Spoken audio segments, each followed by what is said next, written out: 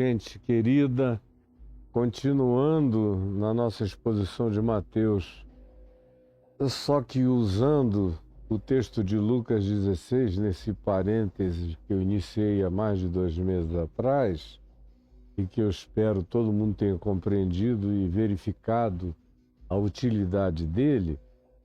Ontem eu falei entre os versos 14 e 17, e por que eu falei? Porque o que nós vamos ver hoje, e eu tinha dito que não iria comentar o verso 18, porque ele é uma interpolação aqui de Mateus, de Lucas, que a gente já viu em Mateus 5, em Mateus 19, está em Marcos 10, aparece aqui no contexto anterior de Lucas também, então já está mais do que comentado, e ele entra aqui nitidamente como uma interpolação, como algo que se enfiou aqui, sem contexto antecedente, sem contexto imediato. É só uma frase de Jesus, como a gente encontra abundantemente nos evangelhos chamados apócrifos de Nag Hammadi, como o evangelho de Tomé. Ele é feito só de frases assim, algumas vinculadas aos evangelhos, outras vezes nem tanto. Mas, pois bem, o que demos ênfase ontem, e você vai ver a aplicação hoje, é que os fariseus eram avarentos, ouviam tudo isso e ridicularizavam Jesus. Eles entraram murmurando, eu expliquei ontem, e saíram ridicularizando. Depois das 4 parábolas que os desagradaram profundamente, conforme ontem eu repeti tudo outra vez para avivar a mente de todo mundo. Aí o verso 15 diz: mas Jesus lhes disse: vós sois os que vos justificais a vós mesmos diante dos homens. Vocês se auto-justificam, vocês se auto-validam, vocês se impõem como os reis da razão e do exemplo diante dos homens, mas Deus conhece os vossos corações. E eu disse ontem que aí é que mora o problema total. É que Deus é inimpressionável. O Espírito de Cristo não dá a menor importância para as suas performaticidades, nem tampouco para as de ninguém, como era o caso aqui dos fariseus e dos seus acadêmicos. Jesus diz: mas Deus conhece, olha, vê, perscruta, escrutina os corações. Conhece os corações, sabe.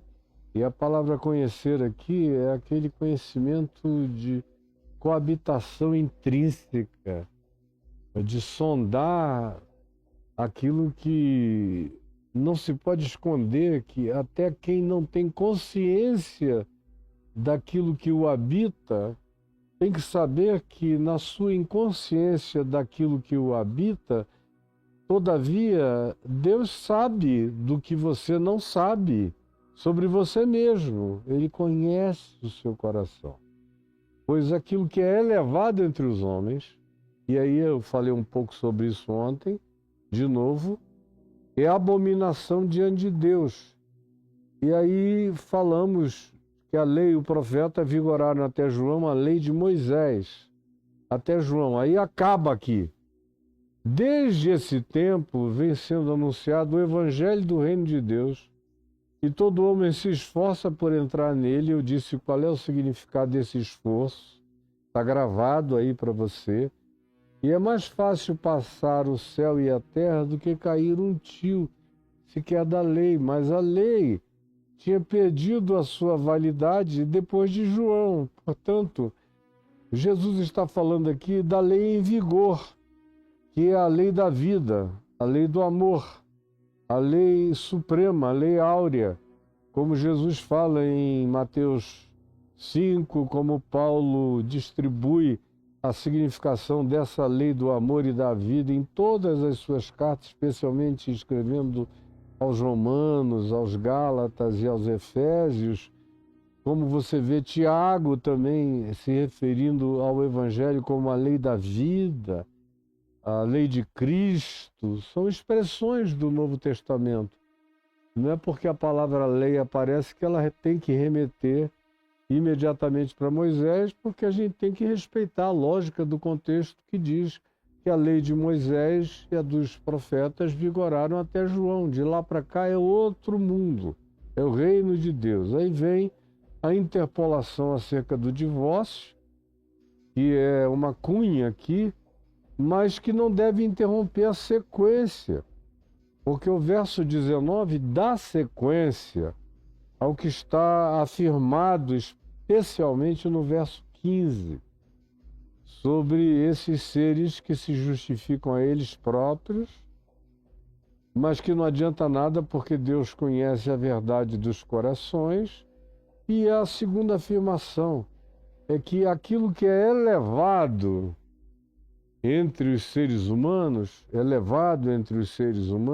é a abominação diante de Deus. É uma palavra muito forte, mas é a que Jesus usa.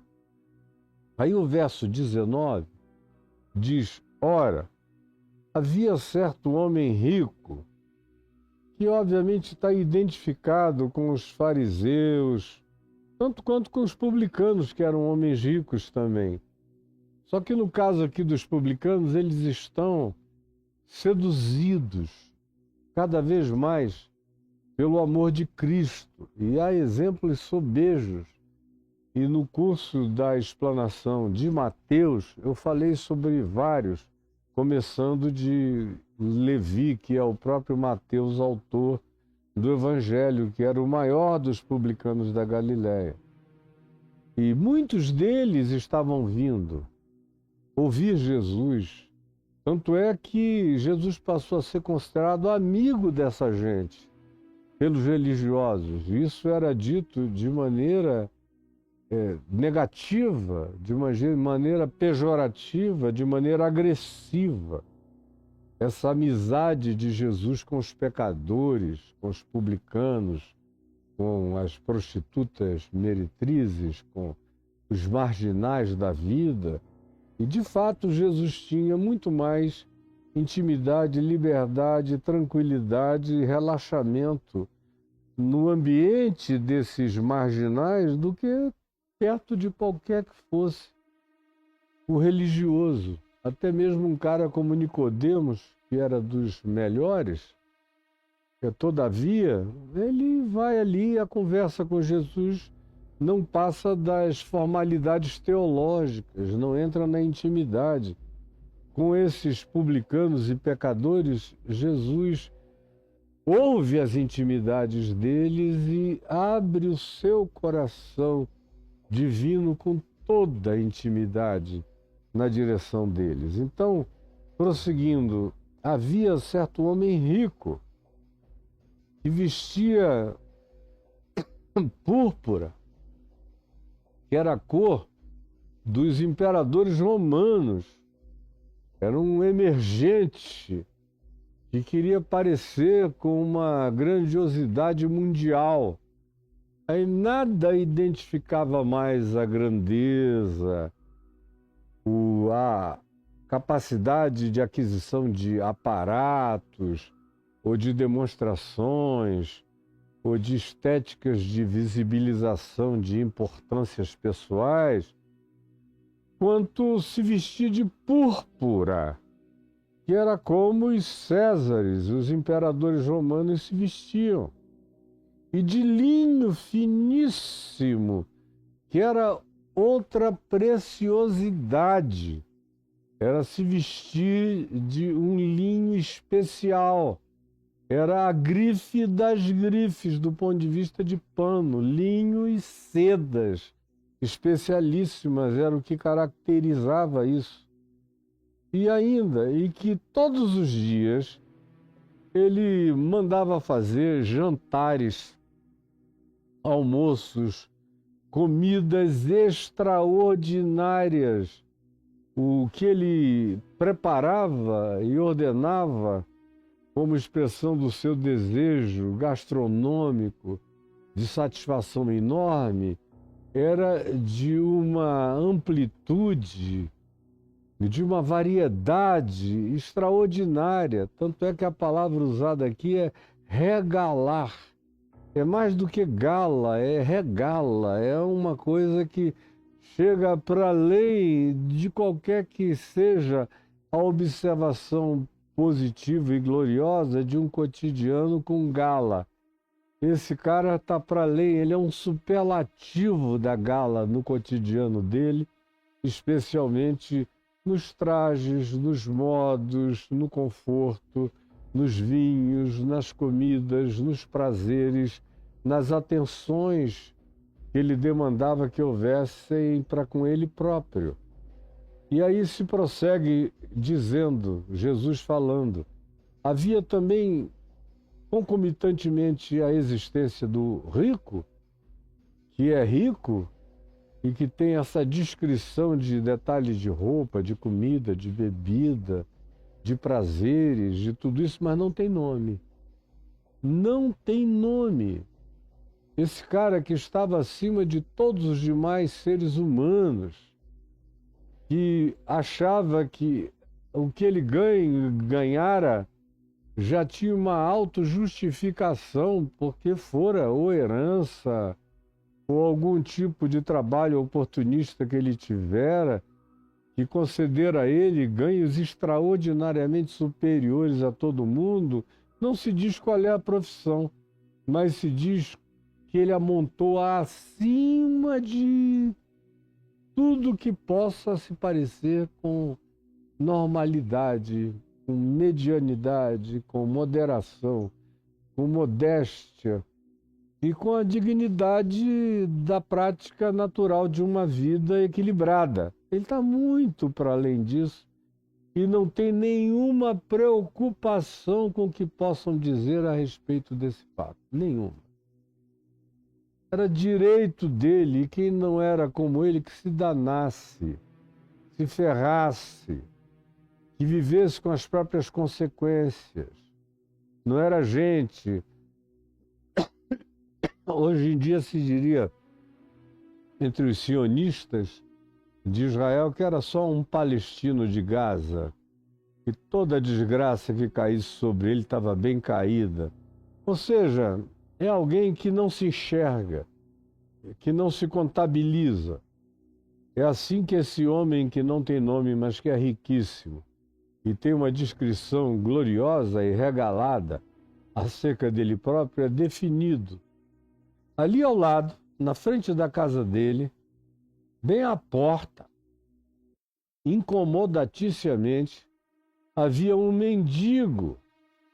Mas esse mendigo tinha nome, diferentemente do rico, que tinha dinheiro, tinha bens, tinha estética, tinha comida, a melhor gastronomia, os melhores vinhos, as melhores roupas, as melhores grifes, a melhor casa da área, tinha tudo do bom e do melhor, mas não tinha nome para Jesus. Não tinha nome para Deus. Não tinha nome para anjos. E essa é uma realidade que parece simples, mas que designa muita coisa à nossa volta. Gente que tem nome, que é famosa, que luta para ficar conhecida, para ser percebida, para ser enxergada, para ser visualizada, para ter milhões de seguidores. Todo mundo conhece aquele nome. Mas há uma pergunta: Deus sabe teu nome? Do ponto de vista de intimidade, de amizade, de relacionalidade, de coabitação feliz com você? Ele sabe seu nome? Você tem nome para Deus? Porque é Jesus que insiste nisso. Naqueles que vão chegar um dia dizendo: em teu nome, Senhor, Senhor, nós expulsamos demônios, curamos doentes, profetizamos, operamos milagres, mas Jesus vai dizer: eu não conheço nem o nome de vocês. Eu não sei quem vocês são. Apartem-se de mim, Não porque Jesus não saiba o nome de cada ente existente na criação, mas aqui é uma designação de ausência total de vínculo, de comunhão, de intimidade, de relacionalidade. Não tinha nome para Deus. Como está cheio de gente governando o mundo, o planeta, cujo nome aparece de dia e de noite em todas as informações planetárias. Mas o cara não tem nome para Deus. A criança solitária, órfã, cujos pais e os irmãos foram eliminados em Gaza, e são milhares e milhares e milhares, tem nome para Deus. A pergunta é, o Trump tem nome diante de Deus? O Putin tem nome diante de Deus? O Ayatollah Khamenei tem nome diante de Deus? O Netanyahu tem nome diante de Deus? E todo o aparato do Likud, do sionismo colonizante que o cerca, tem nome diante de Deus? O Elon Musk tem nome diante de Deus, ou ele é daqueles em relação aos quais Jesus pode vir a dizer: afasta-te de mim, porque eu nunca te conheci? Não só ele, mas todos os demais que eu mencionei e milhões de outros que eu deixei de mencionar, porque as menções que eu fiz foram meramente ilustrativas. Tem nome ou não tem nome para Deus? Você que quer tanto fazer o seu nome grande, a pergunta é: Deus te chama pelo nome? Essa questão do nome é muito simbolicamente importante no Novo Testamento. Todo. Inclusive no Apocalipse, quando um dos galardões de uma das igrejas, em relação aos quais Jesus fala, dizendo que aos vencedores perseverantes daquele grupo de igrejas, de grupos ali da Ásia Menor, para esse grupo específico, aludido por mim agora aqui, Jesus diz que o prêmio dele é receber uma pedrinha branca, bem branquinha, na qual estaria gravado um novo nome, que ninguém conhece, nem o próprio indivíduo conhece tampouco. Um novo nome que ninguém conhece. Agora, exceto aquele que o recebe pela primeira vez, fica sabendo como é que Deus o conhece, por que nome Deus o chama. O que é uma simbolização poderosa e profunda do processo de individuação de cada pessoa, de cada indivíduo diante de Deus. Porque o meu nome para você é Caio, mas eu tenho um outro nome que designa a peculiaridade, a singularidade, a intimidade e a incompatibilidade da natureza essencial de quem eu sou, que é um nome que me designa diante do meu Pai que está nos céus e que está marcado na minha pedrinha branca, um nome que eu ainda vou conhecer. Caio é um nome fantasia aqui no ambiente do planeta Terra, mas o meu verdadeiro nome ainda está por me ser revelado quando eu ganhar essa pedrinha branca simbólica que designa essa amizade inquebrantável, como a cultura do primeiro século fazia essas pedrinhas brancas significarem. Aí tem muita história que eu não quero entrar nelas aqui, mas o importante é saber disso.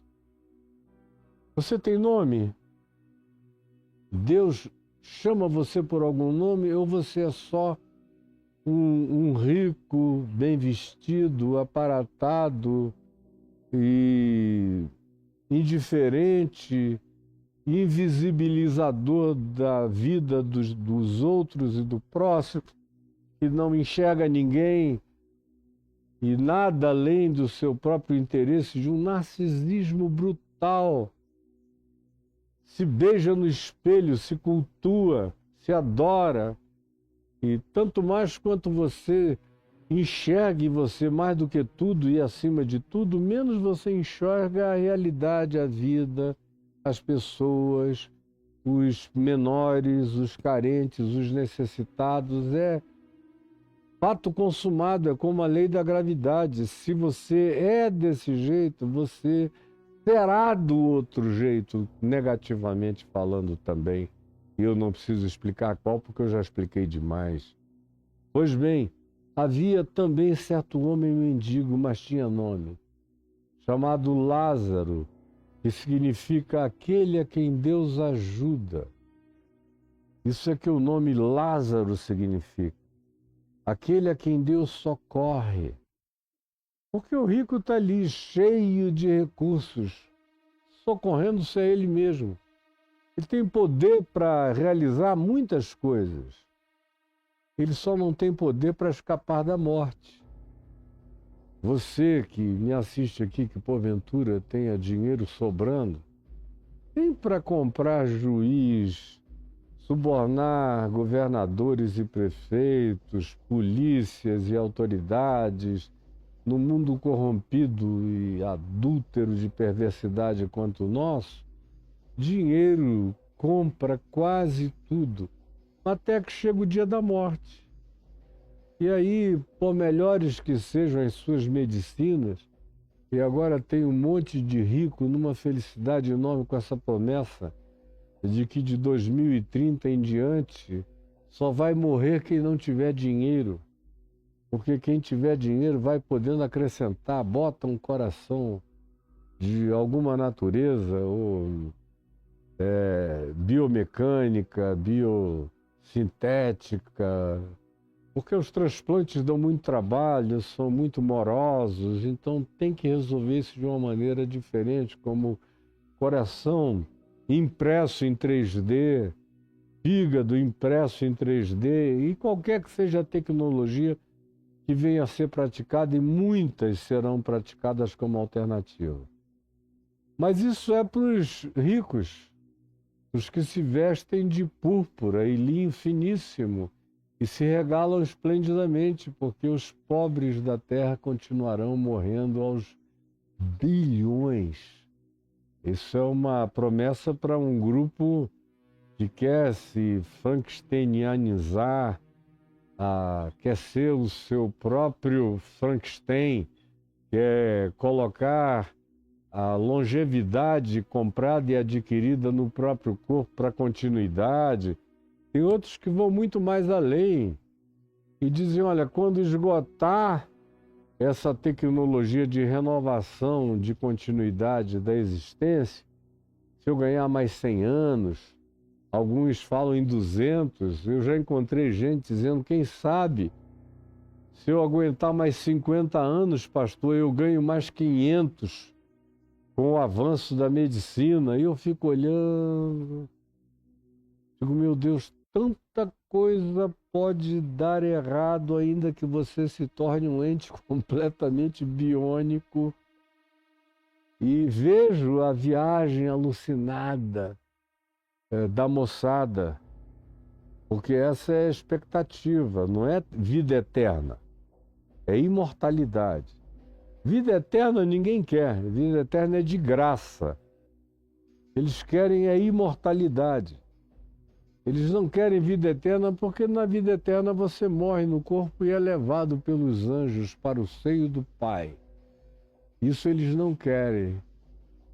Eles querem continuar aqui dominando tudo e dominando todos.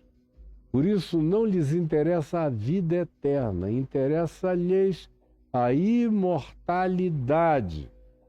Como eu tenho alguns conhecidos que me dizem, enquanto eu tiver dinheiro, eu vou conseguindo sobreviver.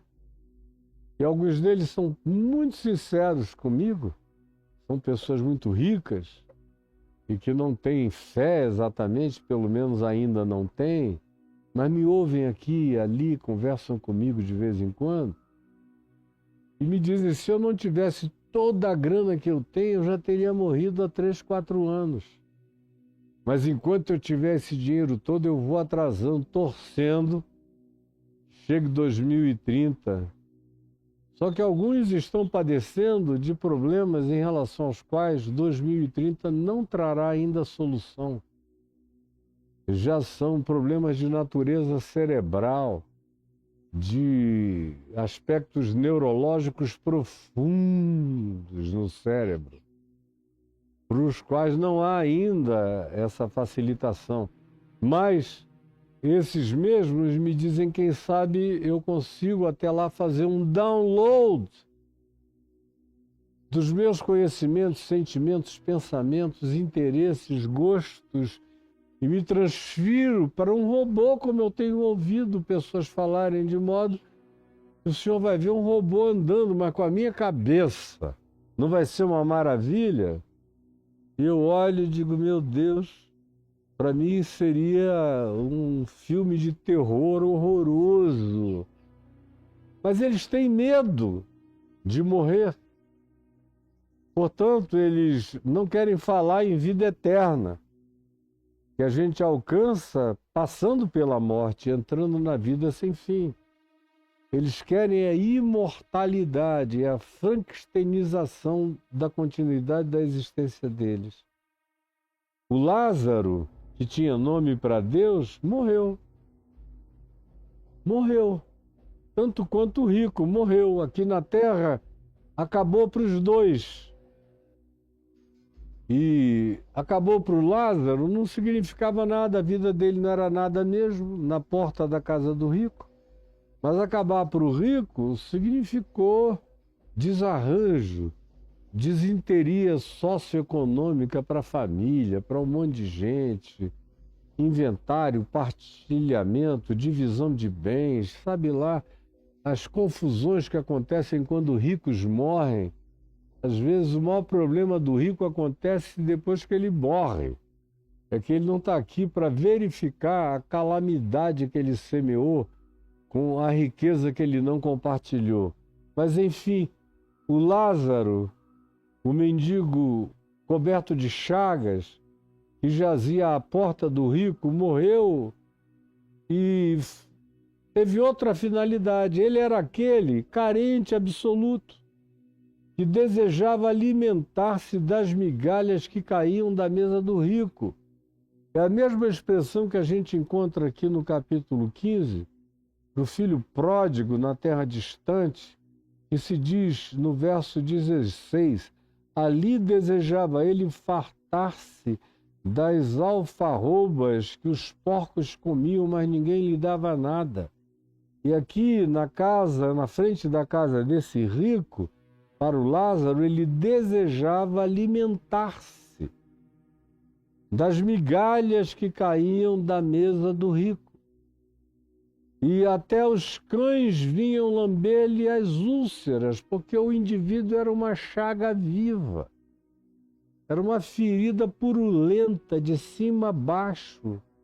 Ele era um ente descarnado, feio, horroroso, pútrido, mal cheiroso.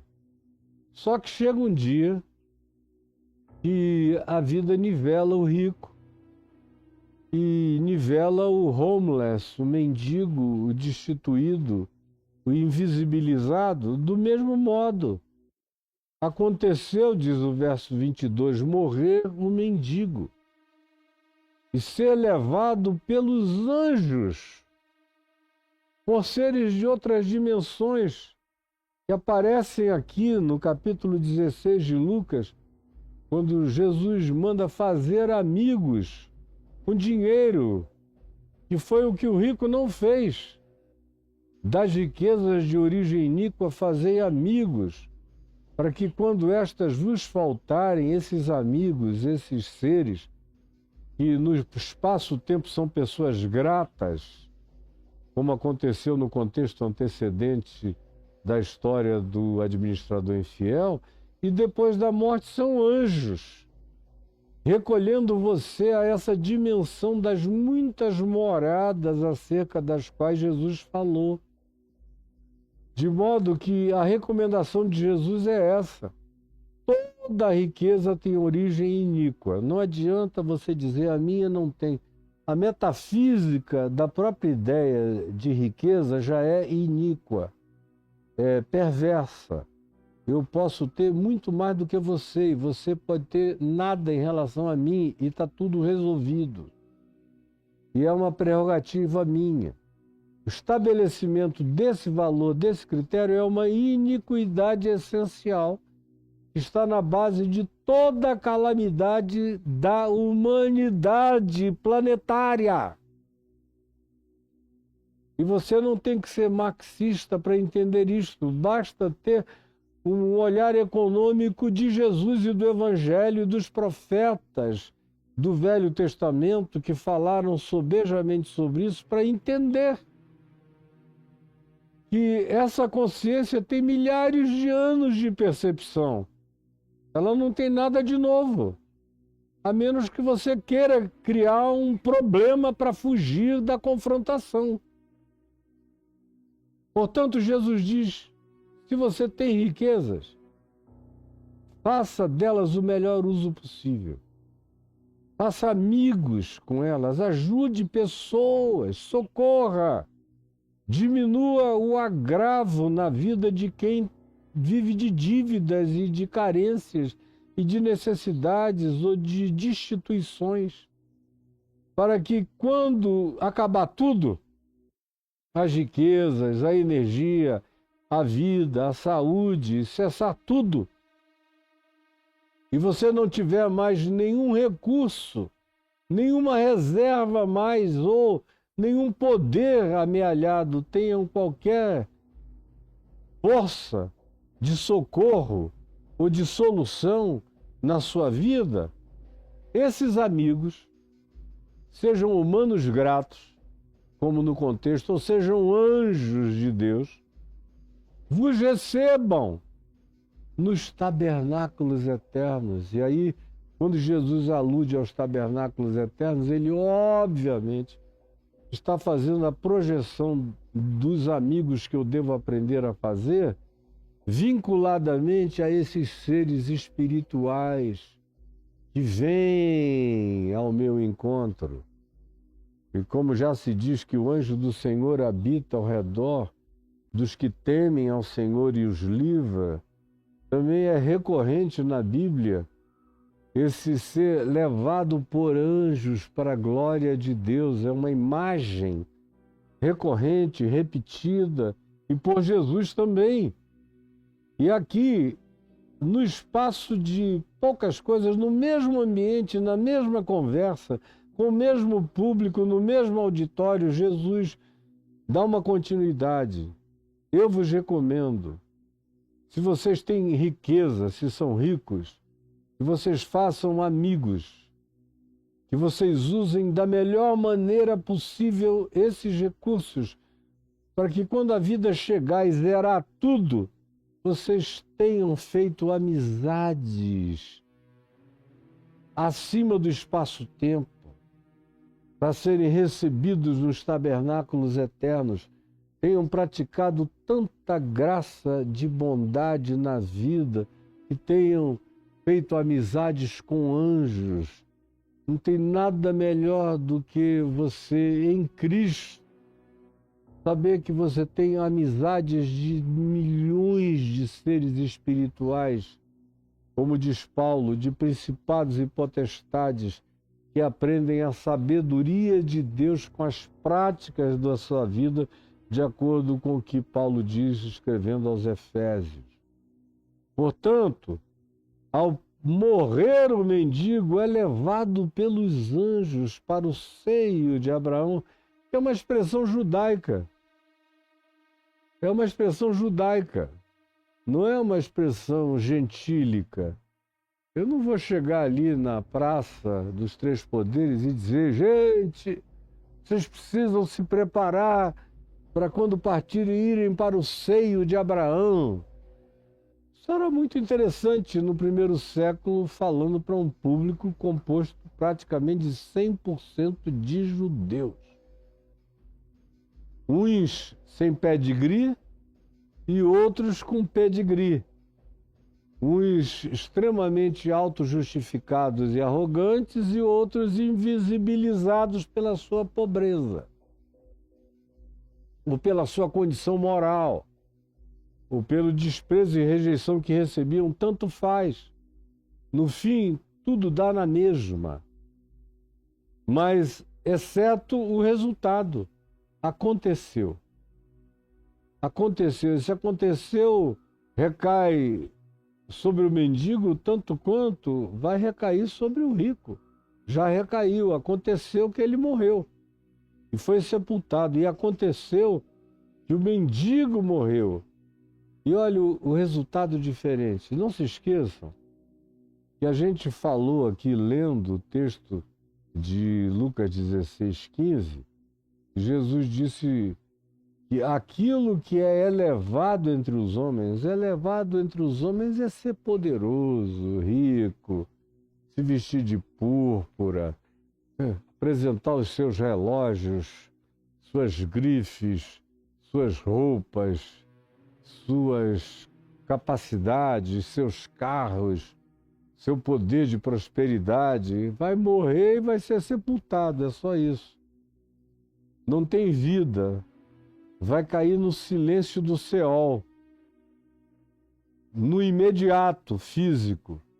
E do ponto de vista da transcendência, pode e vai, eventualmente, levar um susto horroroso. Vai sair de uma condição de glória para uma condição de desgraça. E Jesus não poupa, não economiza narrativas quando diz: aquilo que é elevado entre os homens, ser como aquele rico, é elevado entre os homens, mas é abominação diante de Deus, porque está em vigência a lei do reino de Deus, onde todas as coisas são invertidas.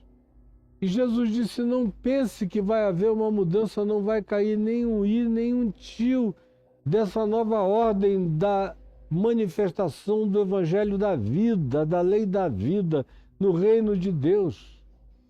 Aconteceu morrer o mendigo e ser levado pelos anjos para o seio de Abraão. E como eu dizia, é só uma expressão ilustrativa para judeus. Ela não tem nenhuma pertinência para pagãos, gentios de outra cultura que não sabem nem quem foi Abraão e estão um pouco se lixando de fato para quem foi Abraão, porque Abraão não salva ninguém. Saber da vida de Abraão, saber da vida de Abraão não faz ninguém pior nem melhor. Há pessoas lindas no planeta, milhões ou até bilhões, que atravessaram a existência espaço-temporal no planeta Terra sem saber que um cara chamado Abraão existiu em tempo algum. Mas foram recebidos pelos anjos na presença do Pai. Essa nomenclatura do Evangelho e essa designação é de natureza eminentemente cultural por causa do público e da pertinência do falar de Jesus àquele grupo imediato que o ouvia. Espero que você entenda que isso aqui não é algo que fica estratificado. Ah, quando eu morrer eu vou ver uma mesa grande com Abraão na cabeceira. Eu não necessariamente. Abraão está por lá, com certeza. Agora, eu estou muito mais afim de encontrar com meu pai, meus filhos, meus avós, meus amigos preciosos. Os meus Abraões são todos pagãos e gentios. E com gente de consciência originalmente mais elevada do que Abraão jamais teve nos dias da sua vida. Hoje é que ele entrou em plenitude e ele já sabe tudo. E também sabendo tudo, está nivelado com todos. Para os judeus é que era importante essa designação de foi recebido o mendigo. Teve o privilégio de ser recebido no seio de Abraão, que era uma expressão que os religiosos judeus usavam para designar a glória deles depois da morte, quando o cara tinha coragem de tratar do assunto, porque a maioria das pessoas não quer falar sobre o que acontece depois da morte. Mas Jesus fala disso com naturalidade. O Lázaro foi para o seio de Abraão. Morreu também o rico, e o que é que aconteceu? Foi sepultado. É até onde ele vai, é a festa que fizeram em volta da tumba. E as brigas que começaram para a divisão dos recursos. Ele tinha deixar o ódio entre filhos, briga entre irmãos e parentes, todo mundo querendo um tasco do pedaço do que ele amealhou, aquela confusão infernosa, normalmente acompanha a morte dos muito ricos, enquanto do lado do Lázaro só havia o céu. Pela terra ele não tivera nada, mas o sepultamento do rico foi horroroso, de guerras, de busca de divisão de poderes. Só que, de repente, o cenário muda desta dimensão, aonde ter dinheiro é elevado entre os homens, aonde ter todas essas facilidades é glória entre os homens, mas é abominação diante de Deus. E aí o verso 23 coloca o rico no lugar dessa abominação. No inferno, estando em tormentos, porque o tormento do inferno é não estar em Deus, a ausência de Deus. É que agora, sem a distração da comida, sem a distração gastronômica, sem o empavonamento de grifes, de púrpura, de seda, de linho, de gente cercando e adulando, sem todas as ilusões do insensamento e das vaidades, sem todo o engano das sombras projetadas, porque ele tinha uma mansão construída dentro da caverna de Platão, de onde ele enxergava só projeções, mas nenhuma realidade. Agora, uma vez que a morte chega e o separa da ilusão espaço-temporal, e o separa do prazer gastronômico, quebra e arrebenta a idiotice das vaidades múltiplas que nós valorizamos, deixa o cara completamente nu diante da única coisa que espiritualmente ele tinha, a saber, absolutamente vácuo, nada, coisa alguma, especialmente não porque ele tinha tido dinheiro, mas porque ele era um ser vazio de amor, vazio de interesse, vazio de projeto nobre, vazio de bondade, de graça, de desejo de compartilhamento, de favorecimento, de realização do bem em favor dos outros. Ele tinha muito dinheiro, mas na mesma proporção das riquezas que ele possuía, ele era um ente absolutamente oco, esvaziado de qualquer coisa que para Deus tenha valor. E sem amor, nada aproveita. Paulo diz que você pode até dar os seus bens, todos, em favor dos pobres, mas sem amor, de nada aproveita para você. Os pobres agradecem, mas você não aproveita em nada. Agora imagina o cara aqui, que não tem nada, não tem nem olhar para o pobre, não tem percepção, é cego para a pobreza, para a miséria, para a carência, para o diferente, para o fétido, para o purulento, para qualquer outra coisa assim. Esse é o grande vazio, ele já é habitado pelo inferno, o inferno é vazio. É o tormento da vaziez, são as chamas da alienação. O indivíduo se fechou tanto para o próximo e glorificou tanto a si próprio, que o inferno é o abandono do indivíduo a si mesmo.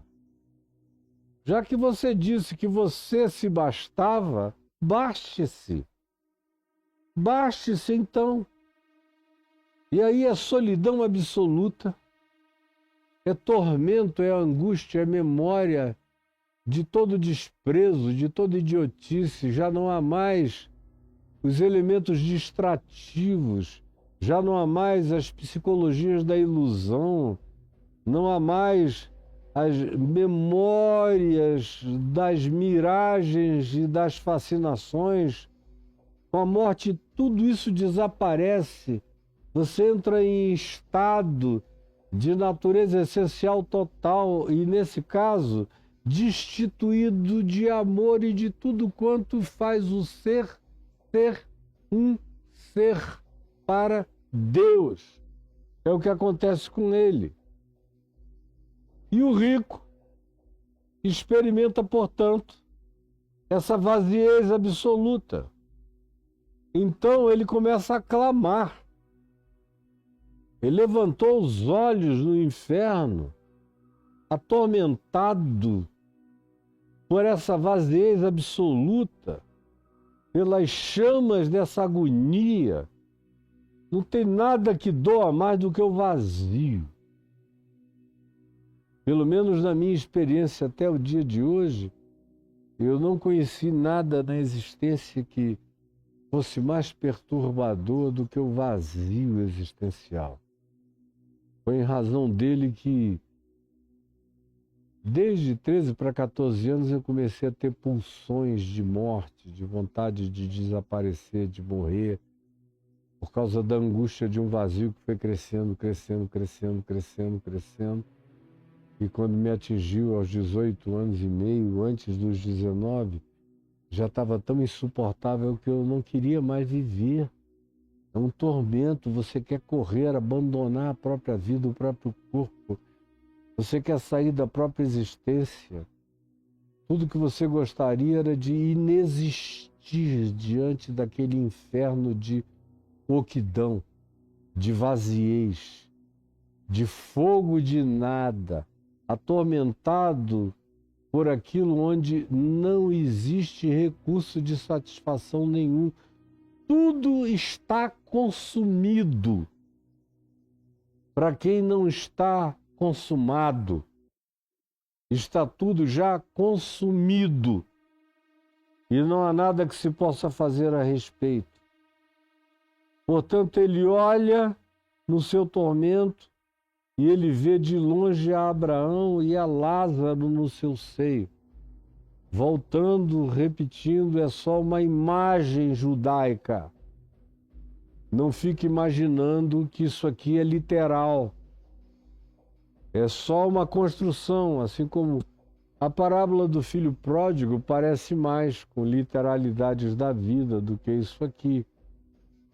Mas há muitas parábolas no Evangelho que são nitidamente fábulas, até exageradas, superlativas, ou construídas a partir da cultura imediata, para criar uma projeção de visibilização, de entendimento, de cognição, de compreensão para quem estava assistindo. É o caso da parábola do rico do Lázaro, embora eu já tenha ouvido muito pastor pregando nisso aqui literalmente. Então você verá, quando cair lá e olhar e vir Abraão, e isso e aquilo.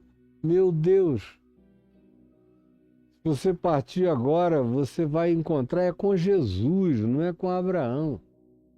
Jesus disse, hoje mesmo estarás comigo, não é com Abraão. Paulo diz, é partir e estar com o Senhor. O viver é Cristo, o morrer é lucro. Você chega e entra na Nova Jerusalém, de acordo com a descrição arquetípica do Apocalipse, e não tem um trono para Abraão na entrada. Nem nada disso. Você tem que aprender a separar o que é elemento cultural da narrativa mesmo do Evangelho, quanto mais do todo da Bíblia, do que é a realidade espiritual que transcende a toda linguagem. Como Paulo, em 2 Coríntios 12, diz que foi levado a essas dimensões a esses páramos sublimes, e voltou de lá dizendo: não é lícito aos homens referir. E meu pai, que teve a mesma experiência, voltou de lá, ficou chorando 3 meses sem conseguir dizer uma palavra, e eu instando com ele, e ele dizia: eu não consigo contar, meu filho. Até o dia em que ele contou, e a única coisa que ele disse foi isso: nosso amado irmão Paulo estava enganado. Eu falei o que em relação à experiência de Romanos, segundo aos Coríntios 12, ter ido ao terceiro céu e ouvido palavras inefáveis às quais não é lícito aos homens referir? Ele disse: é. Eu falei: qual foi o engano dele, pai? Ah, foi dizer que não é lícito aos homens referir. É lícito, meu filho. Só é irreferível. Não há códigos, não há linguagens, não há exemplos que caibam na indescritibilidade dessa glória que está para além de toda compreensão, de toda experiência, de toda formulação e de toda imaginação. Está para além. Tentar você pode, mas só se for para jogar a lama na glória. Por isso é que você não deve tentar referir, porque é irreferível, está para além das nossas próprias referências de compreensão. Então, quando ele olhou e viu Lázaro nessa glória, instalado no indizível, no irreferível, o rico clamando disse: Pai Abraão. E ele ainda quis ter Abraão como mediador da salvação. Pai Abraão, tem misericórdia de mim, como se dependesse de Abraão. A religião é muito engraçada. Mas Jesus coloca esse elemento que está presente no pensamento judaico, essa glória, esse culto ao DNA de Abraão, ao gene de Abraão, a história de Abraão. E Abraão nem foi lá essas coisas, comparado com uma quantidade enorme de pessoas que viveram com Deus de maneira tão profunda, tão lúcida, tão consciente, tão extravagantemente fiel, que fazem com que Abraão seja simplesmente apenas um dos primeiros indivíduos que teve consciência de que o serviço a Deus era pela fé. E a gente é justificado pela fé, e nisso está a sua grande revelação. Mas nada para além disso. Eu, pelo menos, não carrego nenhuma admiração especial pela figura humana. É legal, está acima de todas as médias humanas, mas não é alguém que enche a minha mente em momento algum. Eu, quando penso na eternidade, não penso em Abraão, muito menos em Isaac, ou Jacó, ou Davi. Não. É tudo, meu irmão, é tudo muito pequeno. As minhas coisas são infinitamente mais indizíveis, indescritíveis e sublimes. Tem a ver com Cristo Jesus. Mas está aqui o rico. E Jesus não poupa a ideia de que na cabeça daqueles fariseus, dos seus escribas e da população religiosa em geral, Abraão tinha esse lugar intercessório. Abraão, tem misericórdia de mim. E aí, não apenas ele quer a salvação de Abraão, a graça de Abraão para com ele, como se Abraão tivesse essa prerrogativa, mas mais do que isso, ele continua com mentalidade de rico no inferno. Isso é que é chocante. Nem no inferno o cara perde a ideologia do rico, do poder, da ordem, do comando, do privilégio, do acesso facilitado. Olha o que ele diz aqui como um bom rico. Pai Abraão, tem misericórdia de mim e manda a Lázaro Lázaro, mesmo depois de morto, ele não foi enxergado pelo rico enquanto vivia, podre, na porta da casa dele. Mas agora que ele vê que o cara está na glória, ainda assim, ele diz, bom, já que ele chegou numa dimensão que eu não cheguei e eu vim foi para o inferno, mas eu sou rico. E eu tenho irmãos ricos. E eu estou cercado de gente na minha família rica. Então, eu peço que tu mandes, a palavra é mandes, deis uma ordem para o pobre do Lázaro que passou a vida entre pus, ferida, chaga, cães lambendo, fome, querendo comer migalhas da mesa e do lixo da mansão do rico e ninguém lhe dava nada. Agora, na glória, ainda assim vocês vejam o poder que o espírito enganador da riqueza tem.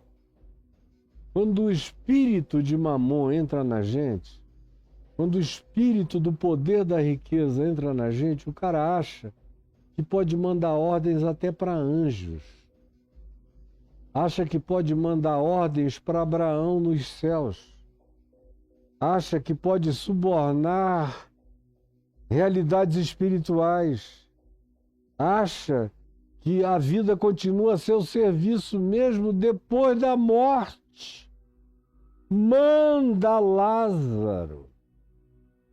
Primeira tarefa para Lázaro: que molhe em água a ponta do dedo e me refresque a língua.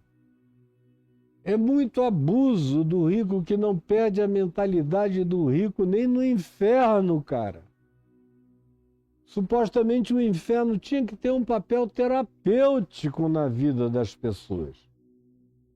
O inferno tem um toque de graça. Você está escandalizado, mas deixa eu repetir. O inferno tem um toque de graça. Para o cara se enxergar. Para ver se ele bate, como num antigo desenho animado, bate no fundo do inferno e sai escalando de volta. Socorro, socorro, socorro, me tira daqui. Mas não. Ele cai lá e a mentalidade de rico é tão forte que a primeira coisa que ele faz é pedir a Abraão, que para quem ele deu tantos dízimos, sustentou a fé de Abraão, no templo de Abraão, nas mensagens sobre Abraão, na glória de Abraão, na genética de Abraão, no DNA de Abraão, tinha vivido para Abraão e para a glória desse supremacismo, como fazem até o dia de hoje, esse tipo de religioso, com esse espírito aqui do rico, e não para de dar ordens para o mendigo nem depois de morto, mostrando que o inferno não foi terapêutico para ele. Não produziu arrependimento nenhum, nem no inferno. Tem gente que não se arrepende nem no inferno. O inferno deveria ser um lugar quando você está livre de todos os elementos que conturbam o entendimento, afastadas essas camadas dimensionais de ilusão e de miragem que podem fazer você andar igual um idiota rico nessa vida, mas mesmo com isso tudo retirado, tinha algo tão intrinsecamente plantado nele que não saiu. E aí ele quer a salvação de Abraão, e a segunda coisa que ele pede é que haja uma ordem de Abraão para que o Lázaro molhe um pouco de água da mesa do banquete e vá colocar na língua dele, porque ele está em tormentos. Manda a Lázaro, é uma ordem, que molhe em água a ponta do dedo e me refresque a língua. Esse cara tem que servir para alguma coisa. Já que ele acabou indo para o céu, eu não consigo nem explicar, porque quem devia estar aí era eu e não ele. Mas já que existem essas injustiças divinas, que pegam um mendigo e o leva para o céu, e pegam um rico como eu e o lança no inferno, então pelo menos que ele continue a me servir agora e aqui, e aliviar a minha dor.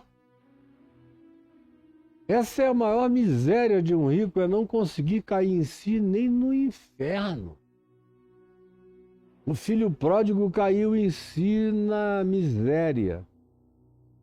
Vários outros, o administrador infiel caiu em si quando viu que não tinha recuperação para o engano que ele tinha fomentado tantos anos e no qual agora tinha sido apanhado e diz, meu Deus, já sei o que eu parei porque assim não dá para viver. Mas esse cara nem o inferno cura. Esse é o problema, é quando você chega no nível em que nem o inferno te acorda. Nem o tormento mais infernoso aguça a sua consciência e você continua, mesmo na morte, querendo dar ordens aos seres humanos num supremacismo tão demoníaco que continua presente no inferno da tua alma. E ele prossegue e diz, porque eu estou atormentado nessa chama. Disse, porém, Abraão a ele, filho, lembra-te, pelo menos lembrar você poderia, né? Lembra-te de que recebeste os teus bens em tua vida, tiveste tudo, acima de toda medida, era o que tu querias. Foi ao que tu dedicastes a tua alma. Tu vendestes a tua alma aos bens. Tu tiveste. Esse era teu céu, era teu paraíso, tu já tiveste. Ele é feito de espaço-tempo, já está esgotado e acabado. A ampulheta foi virada e terminou. E Lázaro, enquanto tu te regalavas, teve igualmente os males horrorosos e indescritíveis. Agora, nesta dimensão, porém, tem um porém, aqui ele está consolado de todos os males da vida dele, e tu estás em tormentos equivalentes à tua alienação, à tua desconsideração, à morte absoluta do amor da tua alma. Foi o que construiu o teu inferno. O inferno de cada um é construído por cada um, por você mesmo. E é no esvaziamento de amor, de graça, de misericórdia, de solidariedade, de olhar, de visão, de percepção sobre a miséria alheia que a gente vai cavando, construindo o nosso próprio inferno. É o que Jesus ensina. No meio dessa construção fabulosa de natureza completamente mítica na linguagem, mas completamente verdadeira na descrição existencial da ocorrência. Abraão disse, lembra-te, tu tiveste tudo. O que tu escolheste para ser tua vida, teu céu, tu tiveste. E Lázaro só teve males, e tu destituíste de tudo e não o ajudaste em nada. Agora aqui mudaram-se os panoramas, o que era elevado diante dos homens, lembram? Aqui de Lucas 16, 14, 15, o que era elevado diante dos homens, aqui é abominação diante de Deus. Os valores são radicalmente invertidos. Além de tudo, Abraão continua, está posto um grande abismo, uma separação. Não dá para você comprar um pedágio. Não tem nada que você possa levar com você para essa outra dimensão para subornar Abraão, Isaac e Jacó. Eles são judeus, mas nem tanto. Não há nada que você possa fazer. Vai comprar o que? Anjos? Com seu dinheiro? Não, tem um abismo. Tem uma incomunicabilidade. Nunca mais na vida Lázaro vai te servir nem a ninguém. E nunca mais na vida você vai alegar dinheiro, poder, fama, para impressionar ninguém nem coisa alguma. Os anjos não se impressionam com o que você teve. E Abraão não é o teu mediador, nem é o mediador de ninguém. E Abraão está dizendo, olha, não dá. Você veio para um lugar onde não tem nem essa comunicação, esse papo não rola aqui. Agora aqui, porém, tu estás nessa situação, além de tudo, tem esse abismo entre nós e vós, de sorte que os que querem passar daqui para vós outros, se houvesse um doido lá que quisesse pular de cabeça no inferno, o que nunca houve, não poderiam, nem tampouco passar de vocês para cá ou daqui para aí. Ninguém passa, não há mais troca. De sorte que os que querem passar daqui para vós outros não podem nem os de lá passar para nós. Isso aqui está posto. Não tem mais atravessabilidade.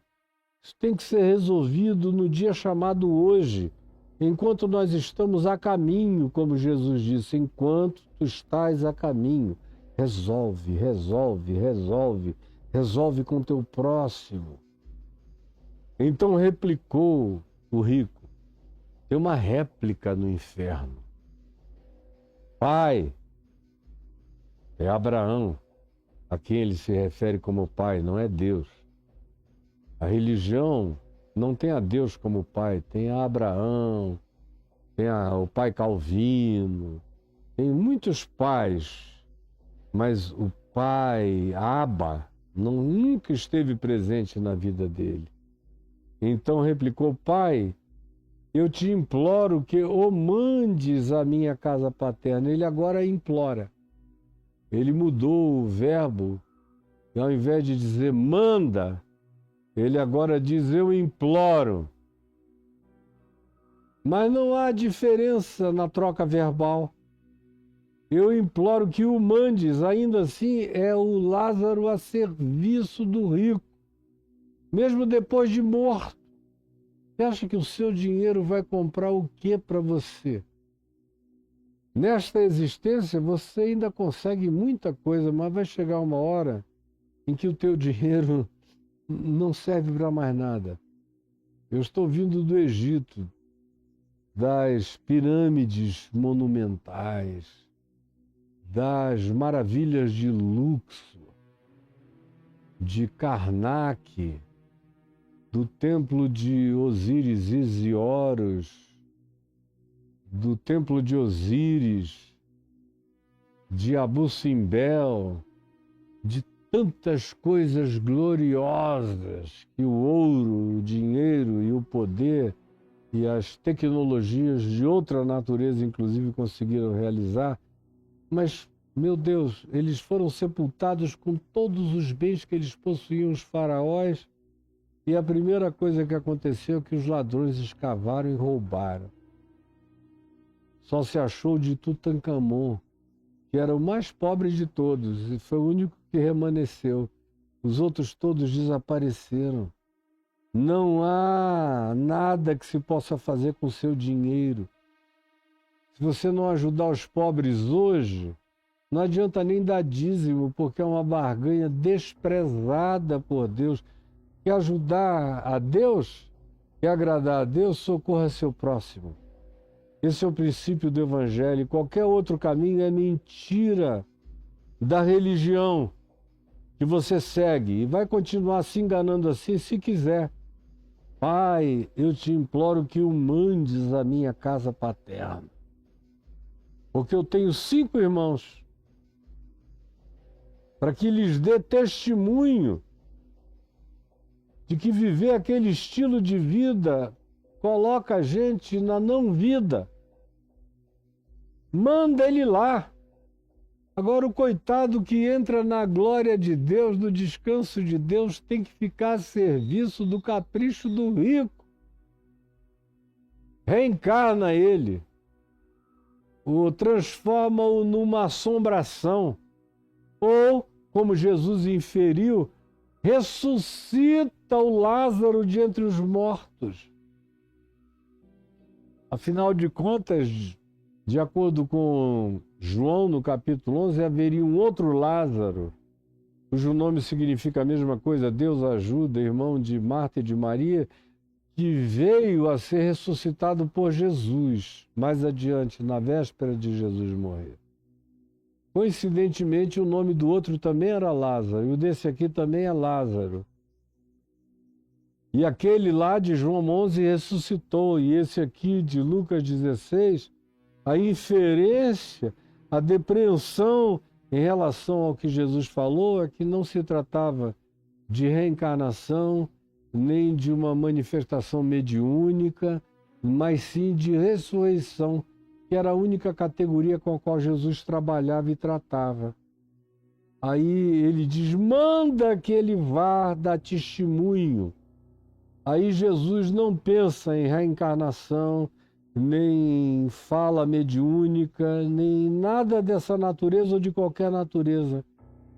A resposta de Abraão, que Jesus coloca na boca do patriarca, é essa: eles têm Moisés e os profetas. Eles não são filhos de Moisés e dos profetas? Você não dava o dízimo e comprava pedágio para continuar alienado, sem enxergar ninguém, nem o pobre, o necessitado, o miserável? E se alguém fosse conversar com você, você dizia que era dizimista? E os principais sacerdotes davam bom testemunho a seu respeito de que você colocava o seu dinheiro no gasofilácio, sem falibilidade, sem inerrância, você não fazia mais nada por ninguém, mas no gasofilácio você comprava a sua entrada. Pois bem, eles têm os teus irmãos, como você também teve. Moisés e os profetas, e até por Moisés, e sobretudo pelos profetas. Se vocês tivessem levado a sério pelo menos Moisés, vocês teriam aprendido a importância de tratar bem o pobre, o estrangeiro, o miserável, o que não tem o que comer e o que beber, porque até na lei de Moisés esses preceitos estão contemplados. Mas nem isso você fez. Nos profetas nem falar. Você lê Isaías, Jeremias, Ezequiel, Amós, Obadias, Jonas, Miqueias. Você lê todos esses, Naum. Você lê Zacarias, você lê Malaquias. Você lê todo esse pessoal que falou da paz de Deus. O que mais aparece neles é a palavra de Deus dizendo: sejam misericordiosos, sejam compassivos, convertam-se ao bem, socorram o órfão, a viúva, o pobre e o necessitado. Não desprezem o estrangeiro, não invisibilizem ninguém. Leia de Isaías para frente, você vai encontrar denúncias e mais denúncias desses profetas contra Israel, contra a religião, contra os sacerdotes, contra os reis de Israel, contra os templos, contra os Netanyahus daquela ocasião, e que foram os mesmos que mataram a todos eles, porque não suportaram ouvir-lhes a voz profética, falando de amor, compaixão e misericórdia em nome do Senhor. Então, olha, não foi por falta de testemunho que você veio para cá. Nem tampouco será por falta de advertência, nem no que Moisés disse, muito menos no que os profetas disseram, que os seus irmãos virão para cá caso queiram evitar. Porque o Evangelho, o proto-Evangelho, a graça anunciada já está presente, atravessando todo o testemunho do Velho Testamento e de Moisés e dos profetas. Só ganhou cara, graça, verdade, expressão, concreção, carne, sangue, altura e cor em Cristo. Mas o testemunho estava dado. Então que eles ouçam. Preste atenção no que você não quis ouvir. Porque a sua confiança no dinheiro era tão grande que você achou que tinha adquirido salvação e olha no que deu. Mas ele insistiu, como todo rico, é insistente. Não, pai Abraão. Ele argumenta. Se alguém dentre os mortos, por ter com eles, seja numa aparição mal assombrada, seja numa reencarnação, seja num susto mediúnico, se alguém for e falar de maneira sobrenatural, eles vão ouvir e arrepender-se-ão e se enxergarão e mudarão de vida. Mas a Abraão, em cuja boca Jesus é quem põe as palavras que ele fala, porém Abraão lhe respondeu: se não ouvem a Moisés e aos profetas, e Moisés era toma lá da cá, se você fizer, tudo bem, se você não fizer, o pau vai cantar.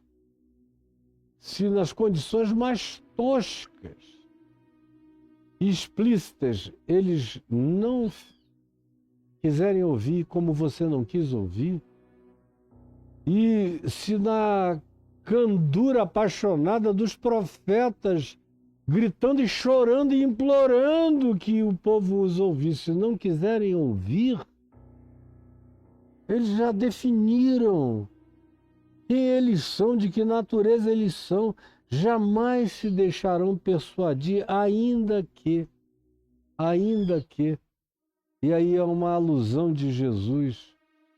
Por exemplo, a sua ressurreição, em primeiro lugar, a ressurreição dele, que ressuscitou dos mortos, e o que aconteceu?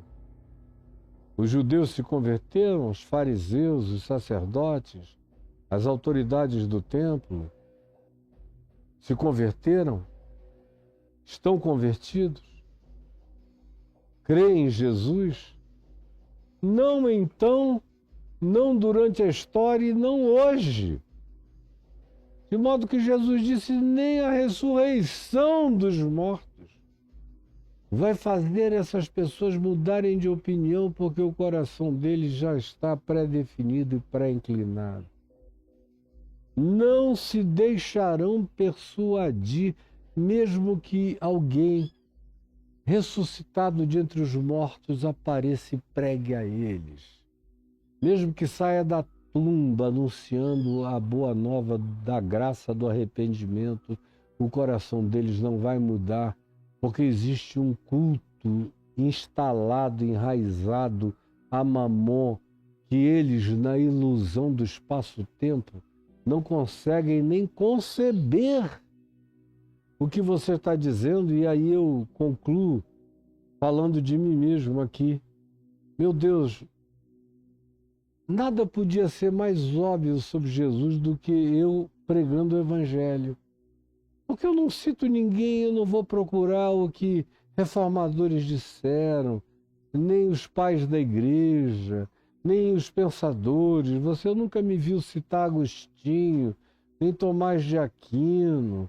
Você não me viu dizer, mas Eusébio dizia assim, contrariamente a Irineu que dizia assim, ou a fulano ou a Beltrano. Não, eu não quero. Eu sei o que eles disseram, mas só atrapalha. Só cria confusão teológico-doutrinária. Eu fico exclusivamente no que o Evangelho diz, no que Jesus falou, no contexto antecedente, no contexto imediato e na lógica irretorquível das conclusões. Mas mesmo assim, quem é que quer me ouvir? Quem é que quer dar crédito a esta pregação? Quem é que olha e não diz, aí está um desgraçado, coitado, não tem nada, é como uma raiz de uma terra seca, sem aparência, sem formosura, não nos interessa. É ou não é assim? Se fosse diferente, meu Deus, como no passado já houve em gerações melhores do que a atual, milhões que diziam era isso que eu precisava ouvir se convertiam. Hoje as coisas estão mais empedradas do que jamais eu próprio conseguiria imaginar que aconteceria no coração das pessoas conforme o coração da maioria se tornou. Abraão, porém, lhe respondeu: se não ouvem a Moisés e aos profetas, que eles dizem que creem nisso, mas nem isso eles ouvem, tampouco eles vão se deixar persuadir pela manifestação da ressurreição. E no caso da ressurreição de Lázaro, foi justamente a ressurreição de Lázaro e o testemunho da vida eterna na ressurreição de Lázaro o que apressou a execução, a crucificação de Jesus, quando as autoridades do templo disseram: agora já não dá mais para negar. Ele ressuscitou um cara que estava podre há 4 dias e ninguém pode negar. Se nós o deixarmos vivo, o mundo inteiro virá e crerá nele. E depois virão os romanos e tomarão nosso lugar. E vai haver uma alternância de poder que nós não podemos admitir. Então, a decisão já está tomada, nós vamos matá-lo. E foi o que fizeram. E se fosse hoje, fariam de novo. E fariam outra vez. Porque nem o testemunho da ressurreição consegue demover essas pessoas do estado em que elas se encontram, quando esse estado se transforma num modo de ser, numa natureza profunda. Nem o inferno cura gente assim. Jesus, eu quero te pedir que essas palavras singelas que eu falei aqui agora tenham entrado no coração e na mente de alguém, de alguns ou de muitos, pela tua misericórdia. E que não haja argumento, nem resposta, nem luta contra a verdade. E pela tua bondade, esses corações não discutam com Deus e com anjos e com o Evangelho de Jesus. Por favor, realize esse milagre humanamente impossível nos dias de empedernimento nos quais nós estamos vivendo. Mas é o que insistentemente eu te imploro, em nome de Jesus. Amém, amém e amém. E que Deus abençoe você. Eu desejo de todo o coração. Quero agradecer ao pessoal que está... Cadê? Vamos ligar aqui. Vamos ligar aqui. Bom, aqui tem uma entrada, Clarinha, o telefone da Clarinha que está aqui. Não está abrindo como ela falou que abriria naturalmente. Por quê? Porque eu estou querendo agradecer a você que está contribuindo com a gente, mesmo quando a gente não está aqui, mesmo quando eu não estou aqui. É você que usa esse Pix, Caio e Adriana, muito obrigado. É um CPF que está passando ali diante de você, portanto é pessoal. Aí, durante essa viagem, durante esse mês inteiro em que eu não fiz programa, no entanto, o Wilson não parou de ajudar. Muito obrigado, Wilson. Deixa eu ver se está tudo certo aqui. Não está não. Não está não, começa bem aqui, ó. Quero começar por onde começou. Shirlene não deixou de ajudar. Muito obrigado, Luiz. Carlos, muito obrigado, meu filho. Daniel, sempre generoso. Deus te abençoe, Daniel. E muito obrigado a todos que foram contribuindo. Como o Luiz é bem recorrente. O Francisco, Você foi tão carinhoso, Francisco, e generoso. Obrigado. A Shirlene repete com frequência: obrigado, minha filha. O Aurélio, o Ângelo, muito obrigado. A Joseli, obrigado, gente. Todos esses, o José, obrigado. O Leonardo, muito grato pelo carinho de vocês. Wilson, obrigado, mano, muito carinhoso. O Antônio, o Udenberg, muito, muito obrigado. E todos os demais que fizeram isso, muito grato. O Diogo, muito, muito grato. Eu não tenho nem palavras para agradecer a você, Diogo, o que você tem feito por nós. Então, esse CPF é para esses que dizem: eu queria mandar para você. Muito obrigado. Eu e minha mulher agradecemos a você. Mas eu quero agora que você dê ênfase ao CNPJ que está passando aqui, ó. Esse CNPJ é a ajuda que você pode trazer ao meu ministério. A tudo que eu faço, porque eu não faço sozinho. Não adianta, sozinho não dá. Eu preciso de ajuda. Então tem gente me ajudando, você não está vendo, você só está me vendo, mas eu estou sendo ajudado.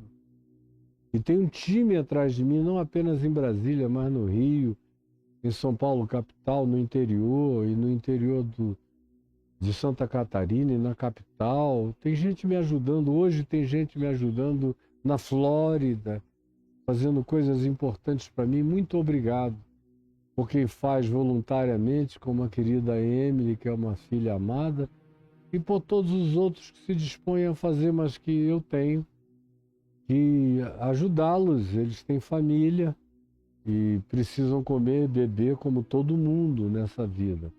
Não está aí passando esse CNPJ para você ajudar, é um Pix. E para quem diz: eu queria outras alternativas, é só escrever caiofabio.com.br, entrar, escreveu, entrou, vamos lá, bem rápido, escreveu, entrou, caiu aí, lá em cima está escrito contribuição, clica lá, ó, onde está piscando, obrigado, eu digo, e aí tem dois bancos, Santander e Banco do Brasil, com agência e CNPJs correspondentes para você fazer depósito ou transferência bancária. Embaixo tem mais opções de contribuição. Vá lá, passe o verdinho que só está aí para atrapalhar. E outra vez tem o Santander e Banco do Brasil, são as mesmas contas, mesmos CNPJs já vistos. Embaixo tem os cartões de crédito dessas bandeiras que todo mundo usa: Visa, Mastercard, American Express, Diners Club, cartão Elo, para quem gosta de fazer programação. Diz: não, eu gosto de programar logo 6 meses, 8 meses, 1 ano para frente, para não haver falha. E o cartão de crédito favorece isso. Embaixo tem o PagSeguro, para quem gosta de usar, e tem o PayPal para quem está no exterior, fora do Brasil, em qualquer lugar. Diz: ah, Caio, eu queria te ajudar, pena que eu estou fora. E eu digo: não, entra lá no YouTube, na exposição de Mateus, que é onde eu falo com regularidade a respeito disso. Aliás, meu amigo Marcelo Cunha estava até precisando fazer um recorte rápido, objetivo, e colocar no Instagram e no TikTok para as pessoas saberem como é que elas podem nos ajudar também, aqui e fora do Brasil. Tá aí o modo de contribuir, tá bom? Isso me dá extrema alegria. E por último, tem os meus cursos. O que você tem que fazer para acessá-los? caiofabio.com.br/cursos. Escreveu, enter, aí você cai aí. Cada um desses anúncios, se você clicar em cima deles, o campeão de audiência é o Reconexões, foi o primeiro que eu fiz, 200 aulas de 12 minutos cada uma, e tem tudo aí. E dentro de cada uma dessas coisas que você clique, eu apareço explicando o que eu vou entregar a você no curso. Então todo dia eu repito isso, todo mundo que queira saber já soube, E hoje, além desses cursos que estão disponíveis para você agora, e tem gente lá esperando você fazer contato, eu estou oferecendo o poder dos salmos. Você já notou que eu estou dando ênfase no poder dos salmos? Meu Deus, são os 150 salmos subdivididos, vai nos levar aí para quase 1000 salmos subdivididos, de 18 minutos a 20 minutos cada subdivisão dos salmos, e são quase 1000 evangelhos aplicados a temáticas variadas da existência.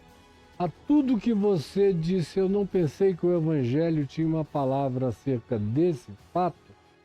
Quando você lê os salmos, tendo Jesus como chave interpretativa, quando você lê os salmos colocando Jesus como filtro, então tudo que era primitivismo, tudo que era ultrapassado, tudo que era obsolescência, tudo que já estava por conta do Alzheimer, ou na linguagem de Paulo já tinha caído em caduquice, em caducidade, que é como Paulo diz a respeito de muita coisa que não atravessa o filtro de Jesus do Velho para o Novo Testamento.